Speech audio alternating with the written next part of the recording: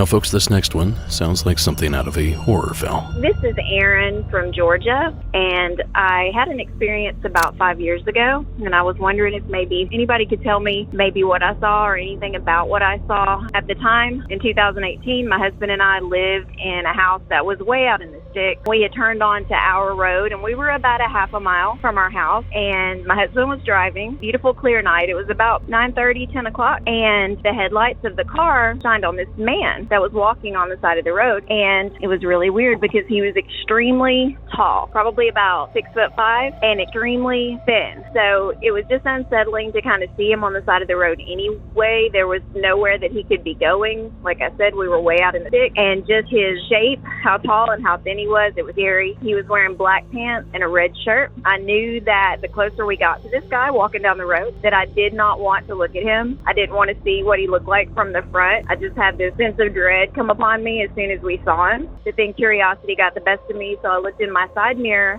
and when I saw his face, it was just horrifying. The scariest thing was he had this huge grin that stretched from ear to ear, almost like a Joker grin, but it was as wide as it was long. And he had these huge, dark eyes. It definitely was not a mask. There was no demarcation of like a mask and skin. His skin was so pale, so white, that it almost glowed in the dark. So it was really, really scary. I've thought about it all the time ever since then. Indrid Cold. That is exactly who I had in mind when I first heard Erin's entry. He's an alien or an interdimensional traveler, time traveler, that stopped a man on a lonely West Virginia highway, and thus the Grinning Man was born.